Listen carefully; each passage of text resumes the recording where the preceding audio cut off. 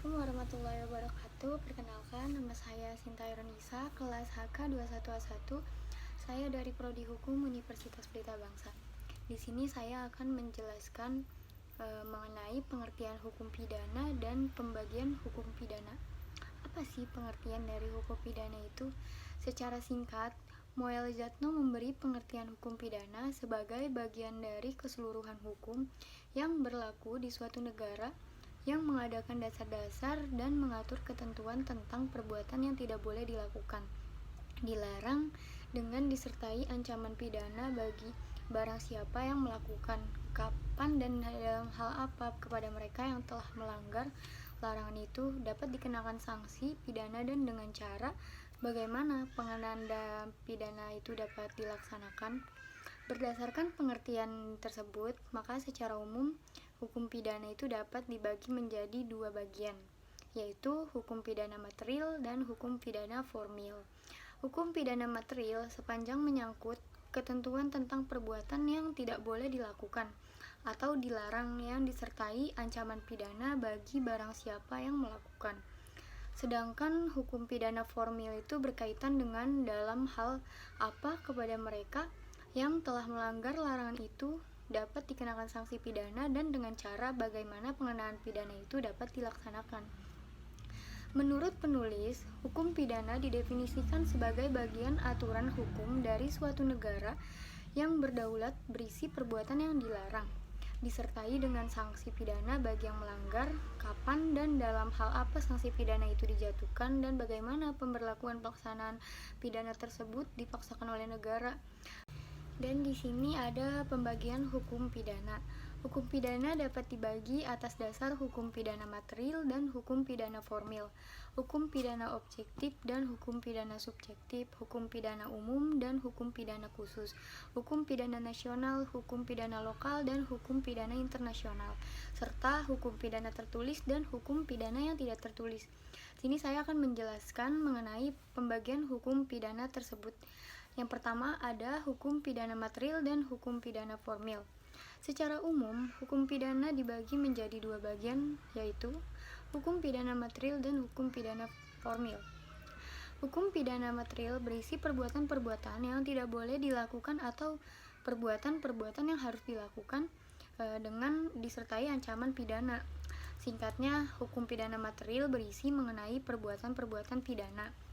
Kalau hukum pidana formil pada dasarnya itu sama dengan hukum formil lainnya, yaitu untuk menegakkan hukum material. Dengan demikian, hukum pidana formil itu untuk menegakkan hukum pidana material. Hukum pidana formil pada dasarnya berisi mengenai cara bagaimana menegakkan hukum pidana material melalui suatu proses peradilan pidana. Pembagian hukum pidana menjadi hukum pidana material dan formil secara tegas dikatakan oleh Van Hammel. Hukum pidana biasanya juga meliputi pemisahan dua bagian, yaitu material dan yang formal. Hukum pidana material menunjuk pada asas-asas dan ketentuan-ketentuan yang menetapkan pidana bagi yang melanggarnya. Yang formal mengenai bentuk dan jangka waktu yang mengikat penegakan hukum material. Hukum pidana material di Indonesia dikodifikasikan dalam Kitab Undang-Undang Hukum Pidana atau KUHP. Secara singkat, pembelajar hukum pidana perlu juga mengetahui apa itu sejarah pembentukan KUHP.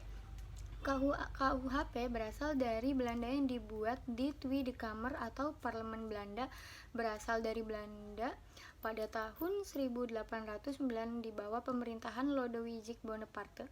Kodifikasi tahun 1809 ini hanya berlaku 2 tahun karena pada tahun 1811 sampai 1813 Belanda diduduki Prancis dan sejak saat itu berlaku kode penal dengan perubahan-perubahan sampai pada tahun 1886. Sementara itu, Belanda selama kurang lebih 73 tahun membentuk Kitab Undang-Undang Hukum Pidana dan baru selesai pada tanggal 3 Maret 1881. Berdasarkan Stadblad 35 Wetboek van Stadblad mulai diberlakukan di Belanda pada tanggal 1 September 1886. Indonesia yang pada saat itu masih dijajah Belanda kemudian menerapkan Wetboek van Stadblad voor Nederlands Indië, Kitab Undang-Undang Hukum Pidana untuk Hindia Belanda dengan penyesuaian-penyesuaian untuk daerah jajahan pada tanggal 15 Oktober 1915. Berdasarkan Statblad 1915 sampai 732 Kitab Undang-Undang Hukum Pidana untuk Hindia Belanda mulai berlaku pada tanggal 1 Januari 1918. Sejak Indonesia merdeka pada tanggal 17 Agustus 1945, berdasarkan pasal 2 Aturan Peralihan yang menyatakan segala badan negara dan peraturan yang ada masih tetap berlaku sebelum diadakan yang baru menurut Undang-Undang Dasar ini. Wetboek van Stratford Netherlands India diberlakukan di seluruh wilayah Indonesia pada tahun 1946 dengan Undang-Undang Nomor 1 Tahun 1946 tentang Peraturan Hukum Pidana. Dengan perubahan dan tambahan hukum pidana material tersebut diberlakukan secara unifikasi di seluruh wilayah Republik Indonesia. Ketentuan pasal 5 Undang-Undang Nomor 1 Tahun 1946 merubah nama resmi Wetboek van Stratford Netherlands India menjadi Wetboek van Stratford atau Kitab Undang-Undang Hukum Pidana yang masih berlaku sampai dengan saat ini. KUHP terdiri dari 3 buku dan 569 pasal dengan sistemika sebagai berikut. Saya akan menjelaskan apa yang terdiri dari KUHP dari 3 buku dan 569 pasal tersebut. Yang pertama itu buku ke-1 tentang ketentuan-ketentuan umum yang terdiri dari bab 1 tentang batas-batas berlakunya aturan pidana dalam perundang-undangan. Bab 2 itu tentang pidana dan bab 3 itu tentang hal-hal yang menghapuskan, mengurangkan atau memberatkan pengenaan pidana. Dan bab yang keempat itu tentang percobaan. Bab kelima tentang penyertaan dalam melakukan perbuatan pidana. Bab ke-6 tentang perbarengan dan bab ke-7 itu tentang mengajukan dan menarik kembali pengaduan dalam hal kejahatan-kejahatan yang hanya dituntut atas pengaduan. Bab ke-8 itu tentang hapusnya kewenangan menuntut pidana dan menjalankan pidana. Dan yang bab ke-9 itu tentang arti beberapa istilah yang dipakai dalam kitab undang-undang. Di sini ada buku kedua tentang kejahatan-kejahatan. Yang pertama, bab pertama tentang kejahatan terhadap keamanan negara. Dan bab kedua itu tentang kejahatan terhadap martabat presiden dan wakil presiden. Bab ketiga itu tentang kejahatan terhadap negara sahabat dan terhadap kepala negara sahabat serta wakilnya. Bab keempat itu tentang kejahatan terhadap melakukan kewajiban dan hak kenegaraan. Bab kelima itu tentang kejahatan terhadap ketertiban umum. Bab keenam tentang perkelahian tanding atau bab ini berdasarkan pasal 5 Undang-Undang Nomor 1 Tahun 1946 yang telah dihapus. Bab ke-7 tentang kejahatan yang membahayakan keamanan umum bagi orang atau barang. Bab ke-8 itu tentang kejahatan terhadap penguasa umum. Dan bab ke-10 itu tentang sumpah palsu dan keterangan palsu. Bab 11 itu tentang pemalsuan materai atau uang kertas. Bab ke-11 itu tentang pemalsuan materai dan merek, dan bab ke-12 itu tentang pemalsuan surat, dan bab ke-13 tentang kejahatan terhadap asal-usul pernikahan. Bab ke-14 itu tentang kejahatan terhadap kesusilaan. Bab ke-15 tentang meninggalkan orang yang perlu ditolong, dan bab ke-16 itu tentang penghinaan. Bab ke-17 itu tentang membuka rahasia, dan bab ke-18 tentang kejahatan terhadap kemerdekaan orang. Dan bab ke-19 itu tentang kejahatan terhadap nyawa. Bab ke-20 tentang penganiayaan. Bab ke-21 tentang menyebabkan mati atau luka-luka karena kealpaan. Bab 22 tentang pencurian, dan bab 23 tentang pemerasan dan pengancaman. Di sini juga ada bab ke-24 tentang penggelapan, bab ke-25 tentang perbuatan curang, dan bab ke-26 tentang perbuatan merugikan pemiutang atau orang yang mempunyai hak. Bab ke-27 tentang penghancuran atau pengerusakan barang, dan bab ke-28 tentang kejahatan jabatan. Bab ke-29 tentang kejahatan pelayaran, dan bab ke-30 tentang kejahatan penerbangan dalam kejahatan sarana prasarana atau penerbangan.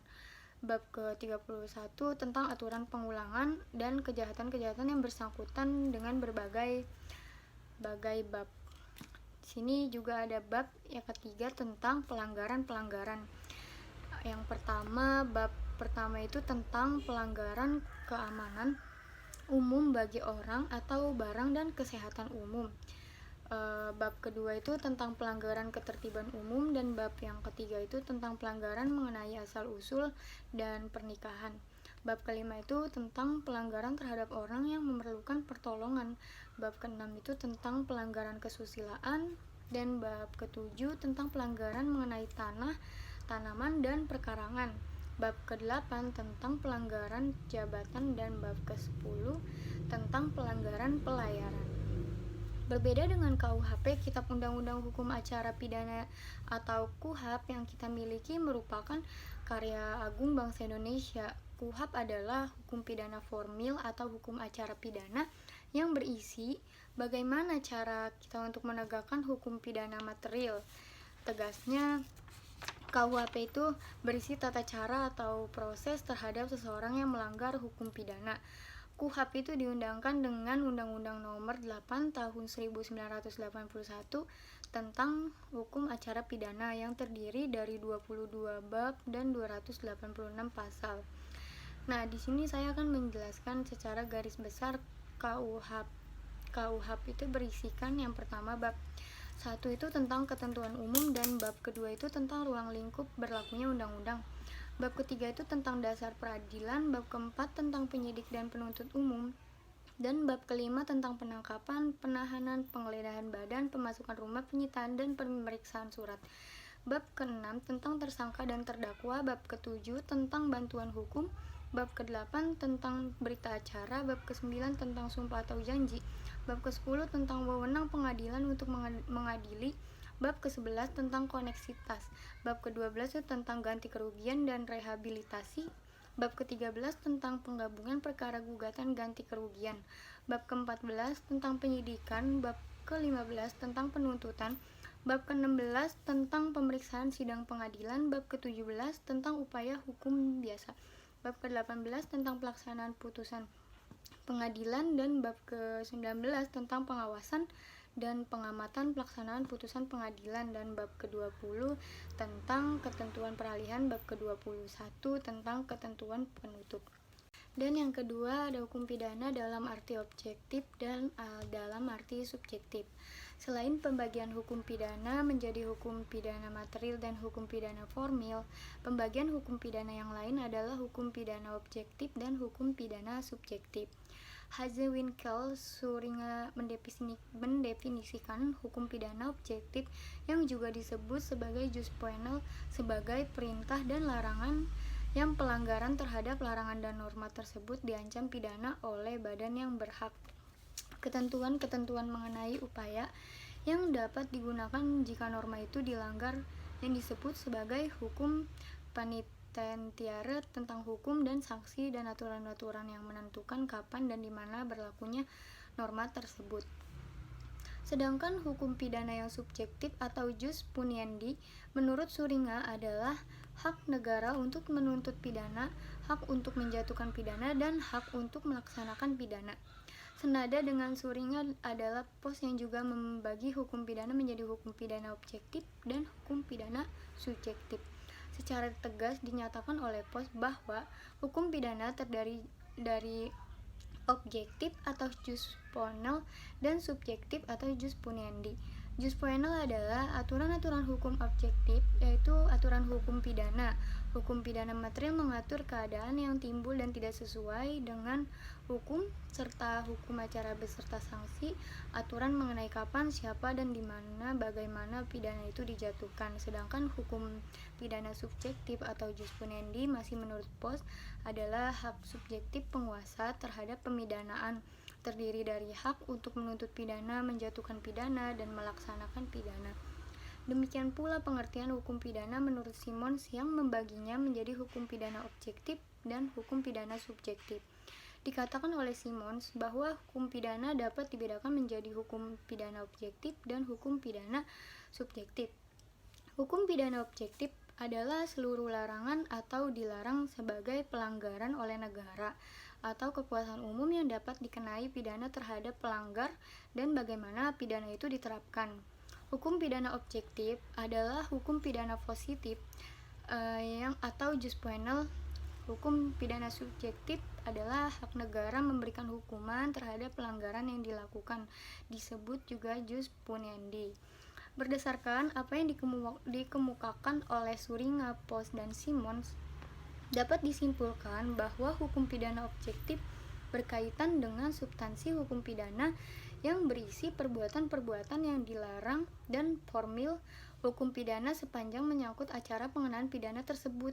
Sedangkan hukum pidana subjektif terkait hak negara untuk melaksanakan kewenangan terhadap orang yang telah melakukan suatu tindak pidana. Dan yang ketiga ada hukum pidana umum dan hukum pidana khusus. Pembagian hukum pidana yang lain adalah hukum pidana umum dan hukum pidana khusus. Hukum pidana umum adalah hukum pidana yang ditujukan dan berlaku untuk semua warga negara sebagai subjek hukum tanpa membeda-bedakan kualitas pribadi subjek hukum tertentu. Material hukum pidana umum ini bersumber pada KUHP dan formil hukum pidana umum bersumber pada KUHP. Selain hukum pidana umum ini, ada juga yang disebut sebagai hukum pidana khusus. Pembagian hukum pidana khusus dapat didasarkan atas dasar subjek hukumnya maupun atas dasar pengaturannya. Dilihat dari subjek hukumnya, hukum pidana khusus adalah hukum pidana yang dibentuk oleh negara hanya dikhususkan berlaku bagi subjek hukum tertentu saja. Misalnya hukum pidana militer. Hukum pidana militer merupakan hukum pidana khusus yang tertua di dunia yang hanya diperuntukkan bagi mereka yang menjadi anggota militer aktif. Hukum pidana militer ini dituangkan dalam Kitab Undang-Undang Hukum Pidana Militer atau KUHPM. Pelanggaran terhadap KUHPM juga tidak diadili di lingkungan peradilan umum, melainkan diadili di lingkungan peradilan militer. Kalau dilihat dari pengaturannya, hukum pidana khusus adalah ketentuan-ketentuan hukum pidana yang secara material menyimpang dari KUHP atau secara formil menyimpang dari KUHP. Atas dasar pengaturan tersebut, hukum pidana khusus dibagi menjadi dua bagian, yaitu hukum pidana khusus dalam undang-undang pidana dan hukum pidana khusus bukan dalam undang-undang pidana. Hukum pidana khusus dalam undang-undang pidana contohnya itu adalah Undang-Undang Pemberantasan Tindak Pidana Korupsi, Undang-Undang Pemberantasan Tindak Pidana Terorisme, Undang-Undang Pencegahan dan Pemberantasan Tindak Pidana Pencucian Uang dan lain sebagainya. Dan yang keempat di sini ada hukum pidana nasional, hukum pidana lokal, dan hukum pidana internasional. Pada dasarnya ada kesatuan hukum pidana nasional yang berlaku di seluruh wilayah Indonesia yang disebut sebagai unifikasi hukum pidana. Hukum pidana nasional ini baik meliputi hukum pidana material maupun hukum pidana formil, baik hukum pidana umum maupun hukum pidana khusus.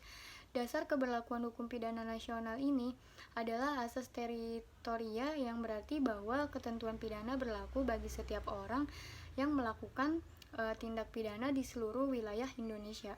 Hukum pidana nasional ini oleh Dewan Perwakilan Rakyat bersama Presiden. Bentuk hukum dari hukum pidana nasional ini adalah undang-undang.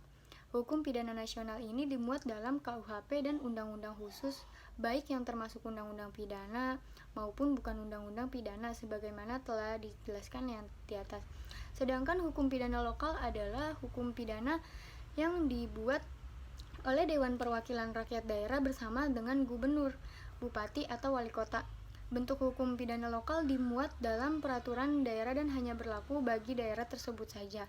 Ada pembatasan terhadap ancaman pidana yang boleh dicantumkan dalam suatu peraturan daerah. Misalkan dalam peraturan daerah tidak diperkenankan mencantumkan sanksi pidana berupa penjara. Demikian pula ada batasan maksimum pidana kurungan dan pidana denda yang dapat dijatuhkan. Selain hukum pidana nasional dan hukum pidana lokal, ada juga hukum pidana internasional yang bertolak dari perkembangan zaman bahwa terdapat perbuatan-perbuatan yang dilarang yang kekuatan berlakunya tidak hanya dipertahankan oleh kedaulatan suatu negara tetapi juga dipertahankan oleh masyarakat internasional. Perbuatan-perbuatan tersebut kemudian dikualifikasikan sebagai kejahatan nasional yang merupakan substansi pokok dari pokok hukum pidana internasional. Rowling mendefinisikan hukum pidana internasional sebagai hukum yang menentukan hukum pidana nasional yang akan diterapkan terhadap kejahatan yang nyata-nyata dilakukan jika terdapat unsur-unsur internasional di dalamnya. Di sini dijelaskan oleh Sinta Agustina dengan mengutip pendapat Edmund M. Weiss menyatakan bahwa hukum pidana internasional dalam pengertian yang paling luas itu ada 3 topik. Yang pertama, kekuasaan mengadili dari pengadilan negara tertentu terhadap kasus-kasus yang melibatkan unsur asing. Hal ini terkait yurisdiksi tindak pidana internasional, pengakuan putusan pengadilan asing, dan kerjasama antar negara dalam menanggulangi tindak pidana internasional. Yang kedua itu prinsip-prinsip hukum publik internasional yang menetapkan kewajiban pada negara-negara dalam hukum pidana atau hukum acara pidana nasional negara yang bersangkutan. Kewajiban tersebut antara lain untuk menghormati hak-hak asasi seorang tersangka atau hak untuk menuntut dan menjatuhi pidana terhadap pelaku tindak pidana internasional. Dan yang ketiga mengenai arti sesungguhnya dan keutuhan pengertian hukum pidana internasional termasuk instrumen penegakan hukumnya. Dalam hal ini adalah pembentukan Mahkamah Pidana Internasional. Dan di sini juga Anthony Aus menyatakan bahwa terminologi hukum pidana internasional biasanya digunakan untuk menggambarkan aspek-aspek internasional yang berkaitan dengan kejahatan-kejahatan internasional. Antonio Cases mendefinisikan hukum pidana internasional sebagai bagian dari aturan-aturan internasional mengenai larangan-larangan kejahatan internasional dan kewajiban negara melakukan penuntutan dan hukuman beberapa kejahatan. Menurut Georgi Sehwarjenberger, sebagaimana dikutip Romli Atmasismita, memberi 6 pengertian terhadap hukum pidana internasional. Yang pertama, hukum pidana internasional dalam arti lingkup teritorial hukum pidana nasional, dan yang kedua, hukum pidana internasional dalam arti aspek internasional yang diterapkan sebagai ketentuan dalam hukum pidana nasional. Dan yang ketiga itu hukum pidana internasional dalam arti kewenangan internasional yang ditetapkan sebagai ketentuan di dalam hukum pidana nasional. Dan yang keempat, hukum pidana internasional dalam arti ketentuan hukum pidana nasional yang diakui sebagai hukum yang patut dalam kehidupan masyarakat bangsa yang beradab. Dan yang kelima, ada hukum pidana internasional dalam arti kerjasama internasional sebagai mekanisme administrasi peradilan nasional. Dan yang keenam, hukum pidana internasional dalam arti kata material. Di sini juga dijelaskan oleh Serif Bassioni menyatakan bahwa hukum pidana internasional adalah perpaduan 2 disiplin hukum yang berbeda agar dapat saling melengkapi, yaitu aspek-aspek pidana dari hukum internasional dan aspek-aspek internasional dari hukum pidana. Berbeda dengan berbagai pendapat di atas, Remmeling tidak menggunakan istilah hukum hakikatnya adalah hukum pidana supranasional, yang pada hakikatnya adalah hukum pidana yang keberlakuannya pada hukum antar bangsa tidak bisa mengesampingkan prinsip-prinsip internasional dan kebiasaan-kebiasaan internasional.